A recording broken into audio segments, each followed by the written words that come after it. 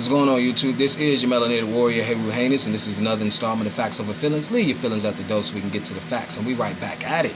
We got a burner right here. This is some flammable material, all because we're about to incorporate the alchemical side of the game.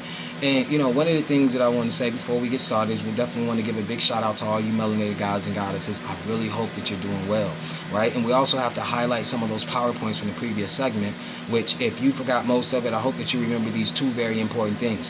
One is what? To remain fundamentally sound and to part ways with those who don't champion that. Right, and the other thing is, if we lead ourselves with this outlook and it reshapes our worldview, this is what will help to bring people who are of like mind in our space, and that is, what can we do for the revolution, not so much as what the revolution can do for us. And you know, speaking of that, when I take the time to decompress in between segments, you know, I just so happened to be reading the email that a brother sent me, and then, you know, it started off like they typically start off, you know, commending me for bringing an energy that, you know, helps our people, but immediately after that, the brother was like, look, I got 15, 16 years of experience in construction. You know, whatever advice that you guys need, whatever help that you guys may need in a project that, you know, has anything to do with construction, just let me know.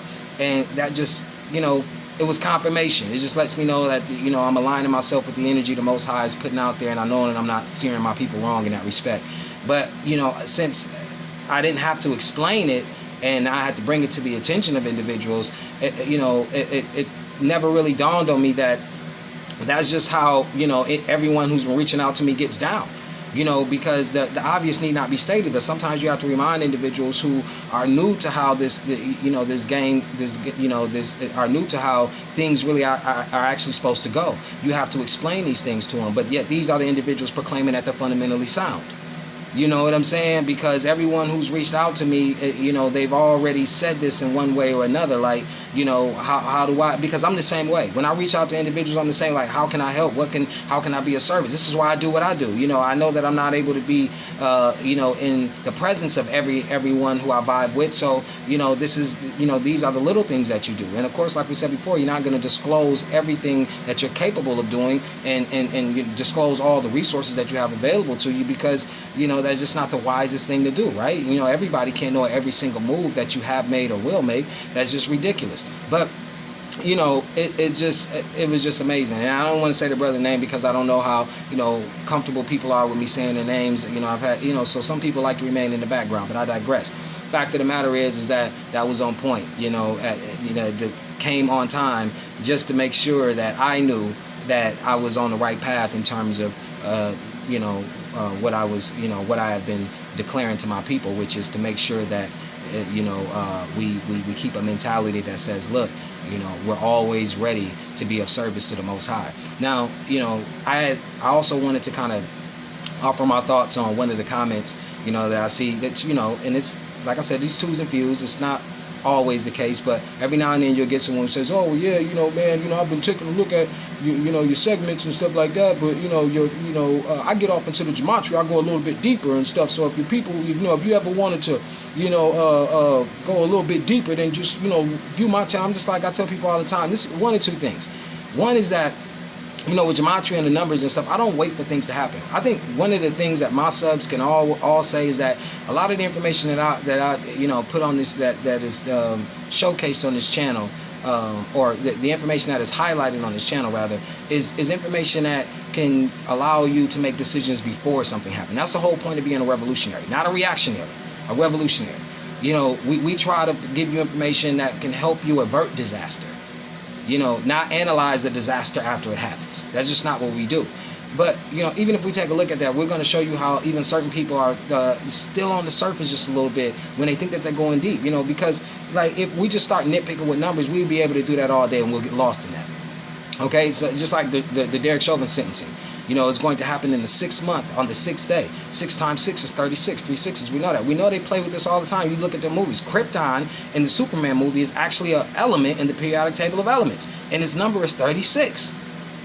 You see, and then, but see, let's go a little bit deeper. So we know that we got the summer equinox, the equinoxes and the solstices. You have the spring equinox, which is in March. Okay, that's 3. Then you have the summer solstice, which is in June. That's 6. Then you have the fall equinox, which is in September. That's 9. And then, of course, we know we got 12 now, but we know that there's no number higher than 9. You see, that's the other thing. I'm already assuming that those who have subbed to me are already aware of the divine numbers, 3, 6, and 9. You see? So, the thing is, if you notice, like we said, on those celestial events, you notice that there's a lot of events that happen that encourage monumental shifts and get them closer to their end game. You see?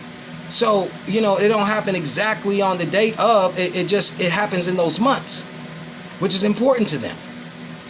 So you take a look at the number 9. We know September 11th was very important, right?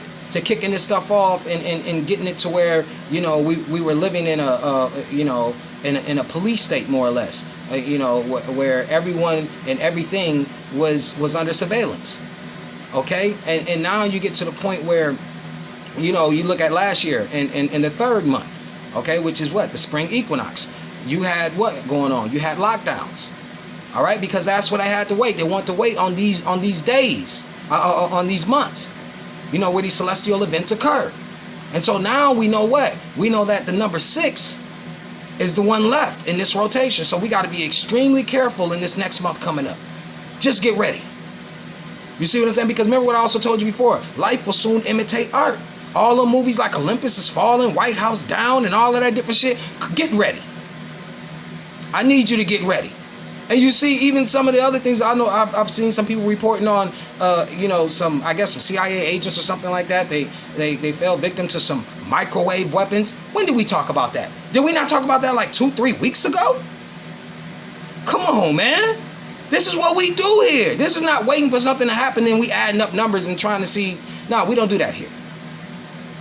You see what I'm saying? And let's go just a little bit deeper, just because I want to expound this, just so that people understand exactly where I'm coming from. When I already know was, we've already detailed this in many other segments, but just so that you know, so like this is the thing for to really wrap your head around. Now, if you take a look at those months, which are extremely important and have been so for thousands of years, you notice that they were celebrated, those months where those festivities or those festivals and gatherings and celebrations would occur.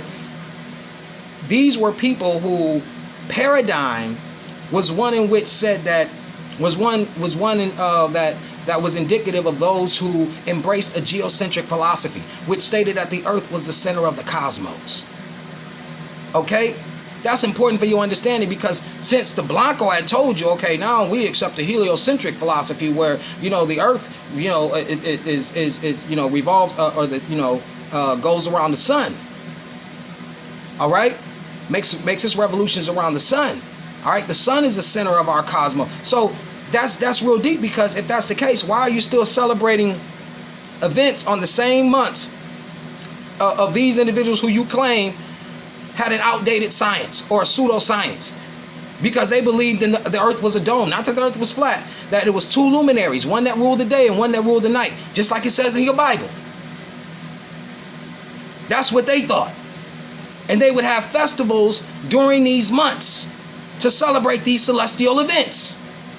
And yet you got somebody telling you, oh yeah, it's space now. Yeah, the earth, we found out, yeah, those individuals are stupid. They didn't realize that the earth travels around the sun. But yet you still celebrating their holidays on the same months. You see, and then the solstice is what really gives it away. Think about it. Sol means sun, sistere means to stand still in Latin. So it literally translates as the sun standing still. Okay, now why is this important? Because, now it becomes even harder to grasp this idea of space, if you will. Because then they say that, the solstices account for the pole, whichever pole. So like in the southern hemisphere, we know what? It's the exact opposite. We know that the winter solstice is in June and the summer solstice is in December. Okay, so that means that, up here when there's the summer solstice, that means that the North Pole or the pole is facing closest toward the sun. Okay, and then we know that in the winter solstice, we know that the South Pole is facing toward the sun from what they tell us. Right, but then they talked about that what it means. They might need to use a different term, because it looks as if the sun is standing still. But how is that so when the earth is revolving around the sun? Okay, the earth is spinning 1,000 miles an hour on its axis, also traveling at 66,000 miles an hour around the sun. Ain't no way in hell it's supposed to be standing still, or even appearing to be standing still. But that makes more sense if it's inside of a dome. Okay, as they say, the sun then makes its way back north. Come on, man. I'm just saying, because to me, like I said, I have a different worldview. I don't have to prove these Blancos wrong. I know it's no such thing as a Blanco scientist. They have to prove that they're telling the truth. He lies all the time. Him and his woman. They're liars. So, this is what we're talking about. It's like, it just, a lot of people don't get the fact that they're moon people. Remember that the United States is the only one to put a man on the moon. They're letting you know that we lead the moon energy. How do we also know that they're moon, that they're moon energy? Look at the ritual of the presidential inauguration. Okay, before 1933, it was on March the 4th, also that third month, okay, during the spring equinox. And this is the thing that you have to understand. There were a few times, I think 4 times, where, it fell on a Sunday. And that was in 1821. Then you have 1849, 1877, and then 1917. Now, on those days, when it falls on a Sunday, they wait till the Monday or the moon day to inaugurate the president. And it happened after 1933 too, as well. I think 3 times, and that was in 19. Hold on, let me get this right. Let me jog my memory right quick. That was in 1947, 1985, and 2013. All right. Now, and this is important because during those times, what did they do? What they did was they held held that ritual in a backdoor room. And then on the next day, the Monday or the moon day, then they did it publicly. You see what I'm saying? Then they did it publicly. So this is important for your understanding, is that you have to understand that this is the moon energy. Remember, we talked about the Fertile Crescent. We talked about, Abraham, people coming from the Ur and Haran were 2 epicenters of the worship of the moon god Nana. All right? And then what you have is that Acadia, the Akkadian Empire, they changed the name to Sin. This is where you get Mount Sinai. It was also a moon goddess celebrated by under the same name in Saudi Arabia. Okay, so the Sumerians, the Akkadians, the Assyrians, and the Babylonians all worship the moon god. This is why you call this modern day Babylon. They were moon worshippers. Okay, like we talked about that chaotic energy, that lunar energy. This is where this comes from. And you always notice how they talk about a Cain and Abel, 2 brothers warring and all of that different stuff. And you see these celestial bodies in the sky. One to rule the day and one to rule the night. It's all hidden in plain sight. But let's get to the meat of all of this too, because what was interesting was I was at a friend's house, and it just so happened that a commercial of Michael Jackson popped up. And this was what was so crazy to me, because I was like, man, I said, and it was almost like we were thinking it at the same time, because a lot of us are really only familiar with, the white Michael Jackson that we see. Straight up. And what's so crazy is I was like, man, in addition to him having white kids and them not ever showing his family, ever showing him with his brothers anymore, I said, you would really think that if you didn't know any better and they destroyed, Michael Jackson's early history, and they only showed you what he looked like after he turned white, you would think he was a white man. And that happened in our lifetime, how they were able to steal something from us right under our nose.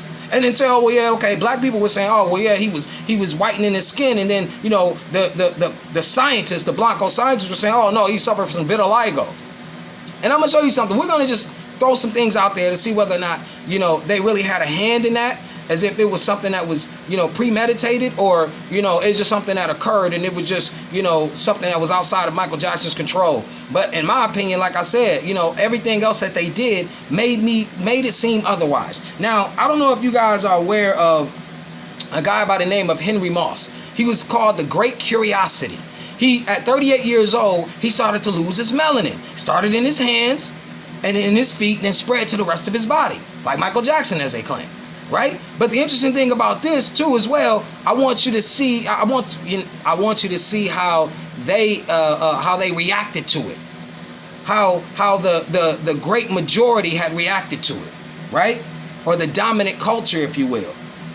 Let's read. says, and you can. There's a lot of articles on Henry Moss, so I just grabbed one. I have a few others too as well, but it's just easy to look up.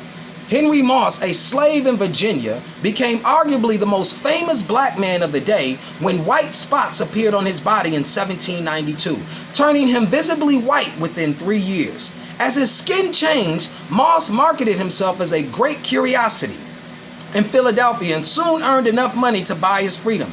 He met the great scientists of the era, including Samuel Stanhope Smith and Dr. Benjamin Rush, who joyously deemed Moss to be living proof of their theory that the black color, as it is called, of the Negroes is derived from leprosy. Remember I told you ain't no such thing as no black hole scientist. See how in every era that they use a science that ends up being fraudulent as always, and they use it to do what? To justify the actions that they take. These were the great scientists of the day. And they seen our melanin as a form of leprosy. And we already know. You can go to the Bible now. Now your mind is running. Now you're like, oh, they're great at projection. Because they know that their skin is a sin. That's why they say, that's why they try to convince us you're born in sin. You see what I'm saying? But let's continue to keep reading. It says something somehow was curing Moss of his blackness or his sin. And in that whitening body of slave turned patriot turned curiosity, many Americans fostered ideas of race that will cause major problems in the years ahead. No shit. See, remember when we talked about, now we're about to use one of the concepts from the previous segment and apply it to this. See how we talk about when you are fundamentally, when you're not fundamentally aligned with someone or a group of people, for that matter, why you have to draw or come to the eventuality that you will never be able to reconcile your differences. And now you see why? Because when people see a skin as a sin, there is no reconciling your differences. You see what I'm saying? Because remember, this is projection. They're excellent at doing that. This is how they feel. This is why you'll never get them to appreciate you. I'm telling you, envy is one hell of a drug. So, when you take a look at, what's interesting is that George Washington even paid a quarter. Now think about that. The president that's on the quarter now paid a quarter to see this dude. And he would stand for 12 hours. They would touch on him, poke him, prod his butt, all type of crazy stuff. You see what I'm saying? And what's crazy about that is that you can't mention this without mentioning the American Philosophical Society. We all know how great and prestigious they are now. I don't say now, that's just the language that they use in order to describe this institution. But that was started by Benjamin Franklin. All right, and then one of the other members, they didn't know who he was, but they recently had uncovered who he was, and he was a shoemaker. But I'm gonna just throw that out there too as well. But you have to understand too that during this time, shortly afterwards, there became this big boom and big demand for rubber. Why? We'll find out why. Because see, you have to know before it's called rubber in chemistry they call it isoprene, isoprene, isoprene. Okay, and isoprene is what's considered to be a volatile liquid hydrocarbon. Now, volatile in chemistry just means that at room temperature, it will turn into vapor. All right, and then this is the thing. What they did was they conducted these experiments on these mice and these rats to see what would be the effect, if any, from them inhaling isoprene or rubber. Like, think how dark and insidious these crackers. Like, oh, yeah, we're just trying to see the ill effects or if anything happened from them inhaling rubber. Which, by the way, is in your cigarettes too as well. Okay, we're going to go here.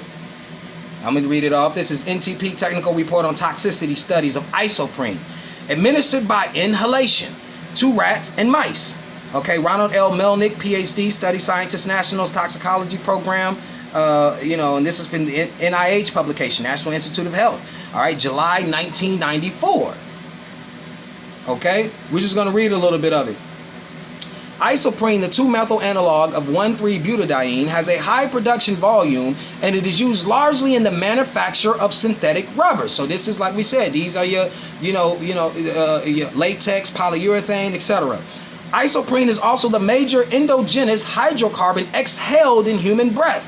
2-week and 13-week inhalation toxicology studies were conducted in male and female rats and mice to characterize potential adverse effects of isoprene. Now, we already know it was some adverse effects, especially for those who they didn't allow, any time to just, heal from it.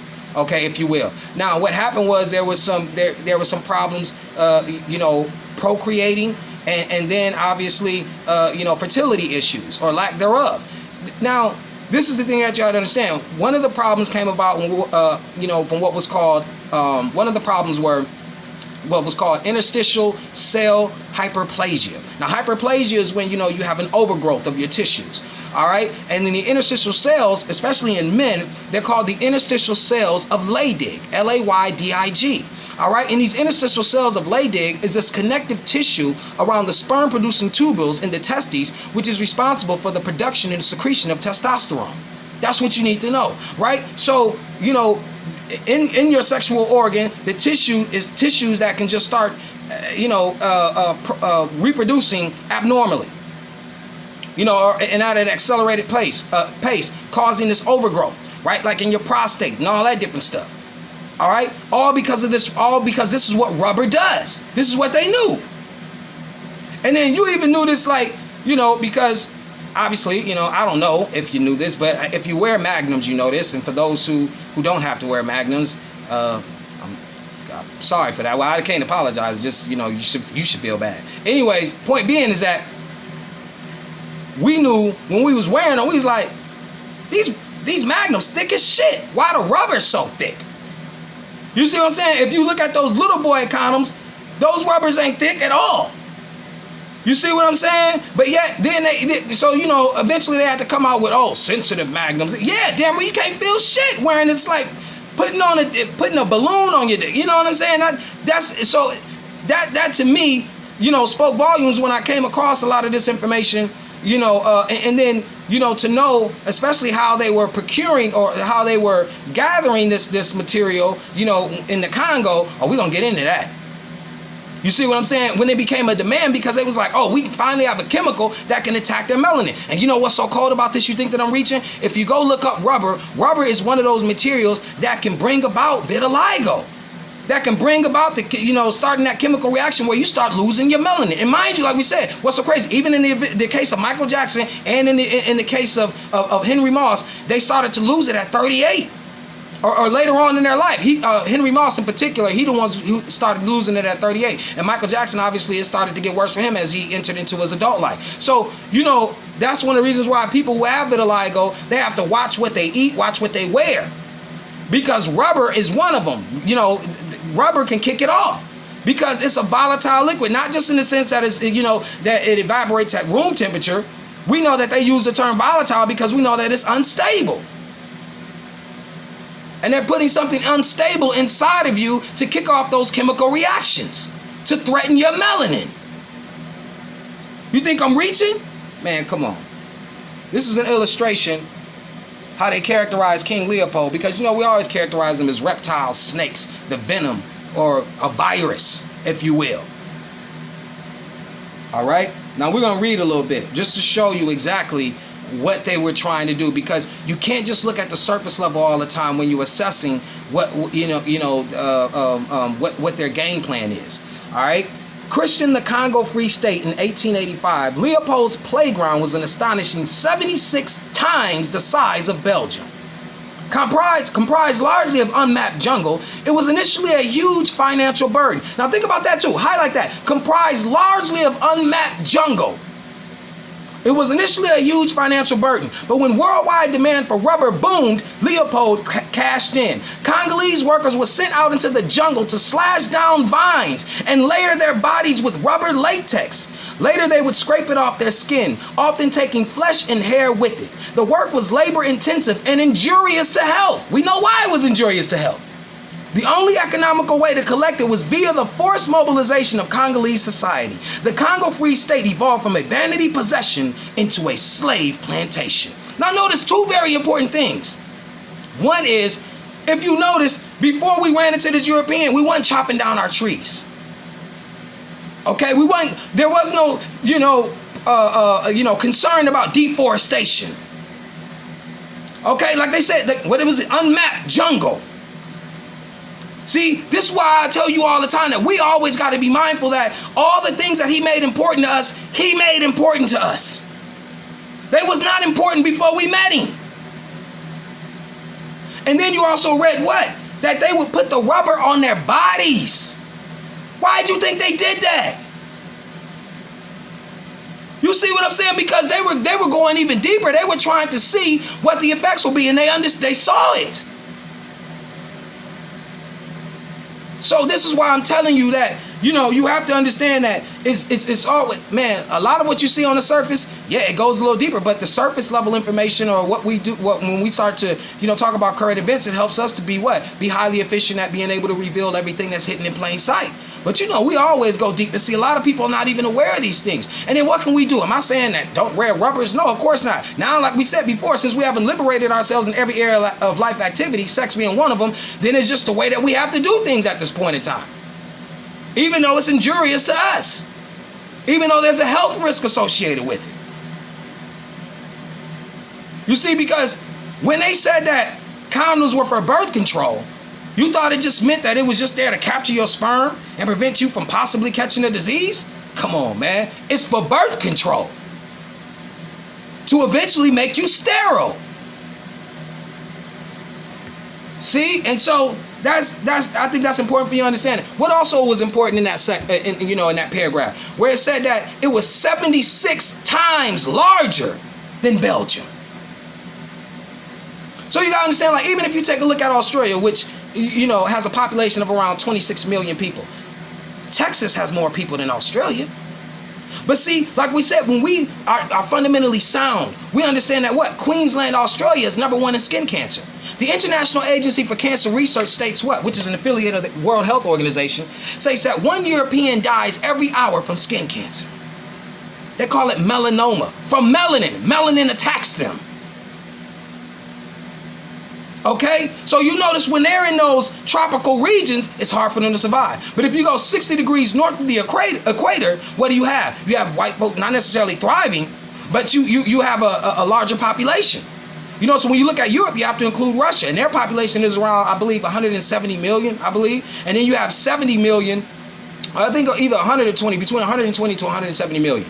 Then you have 70 million Germans. All right. Then you have other ethnicities which don't, they like to remain, keep their identity so they don't fall, under Frenchmen and, Spaniards and all of this different stuff. But,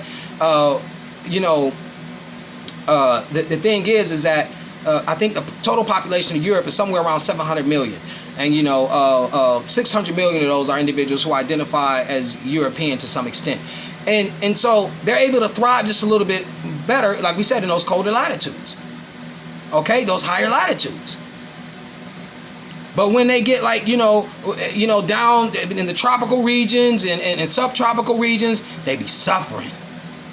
Because New Zealand is one of them too. Suffering. Okay, because New Zealand is in between the subtropical region and in between the Antarctic. You see what I'm saying? So they get that crazy weather. But they're also, I believe, #2 after Australia. The United States ain't falling too far behind. So we always look at it in terms of, the Blancos aren't reproducing as much. Why? Because you have to factor in the sun. You have to factor in the sun. So, the thing is that a lot of us lose that, and we get caught up into, conjecture, information that isn't complete. And all because people are dealing with compartmentalized information that they've been indoctrinated with since they've been able to pick a book up. And we gotta do a little, our job. We have to, the job that we take up. We know that we got to be just a little bit more thorough in our approach if we want to succeed. Right? And so I got some other information that I want to hit on because I'm not done, because like I said, when we go off into this and we go off, just be aware, like we said, soon life will imitate art. Soon life will imitate art. Like I said before, those movies like Olympus Has Fallen, White House Down, get prepared. The 6th month is going to be huge. is going to be huge. And don't get afraid. You know, galvanize your spirit and your energy.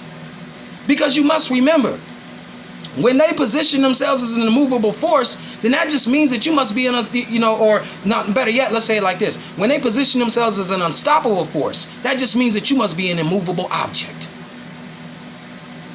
We about to get deep off into this alchemy stuff because you know I love this. This is your boy Haywood Heinous. Let's go.